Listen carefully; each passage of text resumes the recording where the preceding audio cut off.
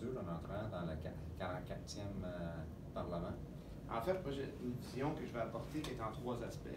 La première, c'est l'autonomie alimentaire. Donc, c'est important qu'on soit capable de se nourrir, de nourrir notre population au pays en général. Et pour ça, il faut augmenter, il faut améliorer différentes choses. Bien sûr, on va revenir avec notre loi sur la gestion de l'offre qu'on avait présentée la dernière fois. Je pense que ça en fait partie. Puis au-delà de ça, il faut assurer une transformation régionale. Et là, il y a un gros enjeu au niveau de l'abattage qui vous touche beaucoup, là, les producteurs. Parce que ça n'a pas de bon sens.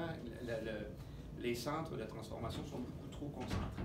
Ça nous rend dépendants. Là. On l'a vu pendant la COVID, on l'a vu aussi pendant des conflits de travail, pendant l'été au Québec, dans d'autres productions où on a eu des pertes, dans le fond, du gaspillage alimentaire qui est inacceptable.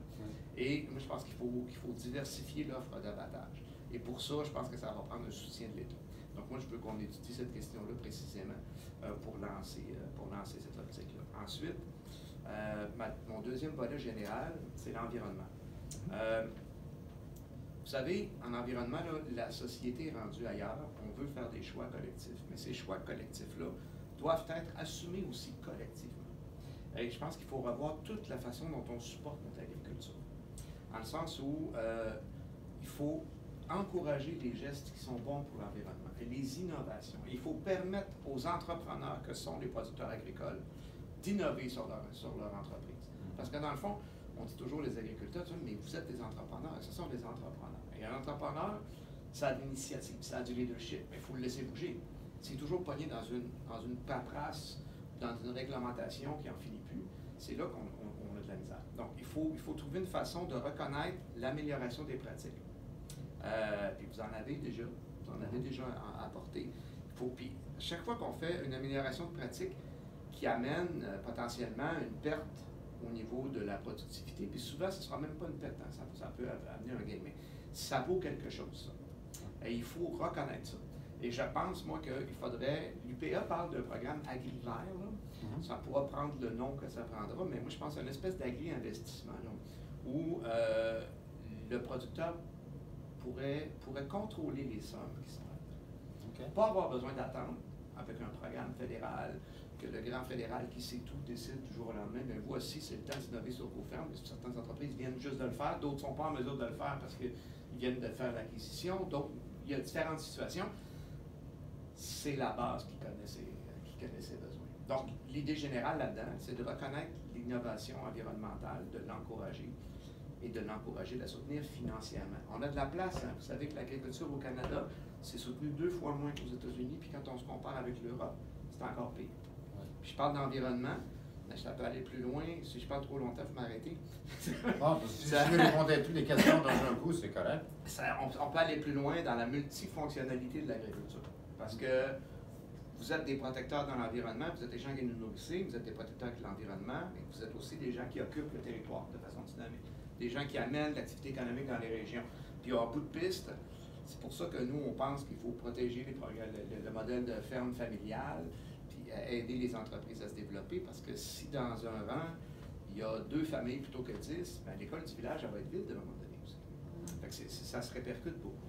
Donc, moi, je pense qu'il faut reconnaître ces rôles-là. C'est un grand projet, là, mais c'est ça. Puis le troisième aspect que j'aimerais bien travailler, c'est peut-être plus à long terme parce que c'est plus gros, mais la réciprocité des normes. Exiger la même chose qu'on s'exige à nous de ce qui rentre de l'extérieur, ça c'est inacceptable que ce ne soit pas déjà en place. Et aussi exiger que les ententes consignes soient respectées.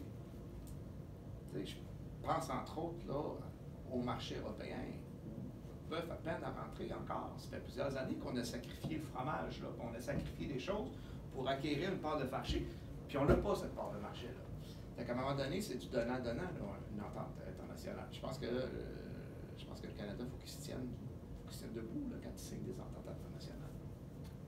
Merci pour ça, c'est les grandes lignes. C'est les grandes lignes, c'est que je vais essayer de préciser un peu plus. Là. Comment tu te vois en rentrant dans un genre de partnership avec les producteurs de bœuf canadiens, comme faire partie de la solution du changement de climat? Comme entrer dans un partenariat avec les producteurs de bœuf? Bien, un peu dans ce que je disais tantôt, dans le fond, c'est encourager l'innovation puis la réduction de l'empreinte carbone. Il y a différentes façons de le faire. bien sûr, il y a des productions où le défi est plus grand que dans d'autres. Hein. On en fait partie, là, avec le bœuf, on est conscient de ça. Mais il y a quand même moyen de faire des choses. Et le point de base, c'est de ne pas juste tout mettre sur le dos du producteur agricole. C'est un choix collectif. Je l'ai dit tantôt, je pense. C'est un choix collectif, il doit être assumé collectivement. Et on a de l'espace pour soutenir nos producteurs agricoles. On a de l'espace comparativement à ce qui se fait à l'extérieur. Fait que c'est pas gênant, là. Ben, en continuant avec cette question-là, Ouais. y a-t-il une reconnaissance par vous, par le Bloc québécois, de la quantité de carbone qui est séquestrée par les producteurs de bovins au Canada par rapport des prairies où ce que les animaux y Ben, en brûlent? fait, c'est pas défini encore, puis c'est ça qu'il faut étudier. Et on avait commencé au Comité permanent d'agriculture agroalimentaire dans la 43e législature une étude sur l'environnement, que moi j'aimerais bien qu'on termine justement, pour étudier ces apports-là. Et voir justement, évaluer l'empreinte carbone de chacune des productions, puis ensuite évaluer l'amélioration de chacune de ces productions-là. OK. Mais c'est des questions complexes scientifiques. Moi, je ne peux pas vous sortir des chiffres aujourd'hui, là, mais je pense que politiquement, on a le devoir d'étudier ça correctement. OK, bien parfait avec ça.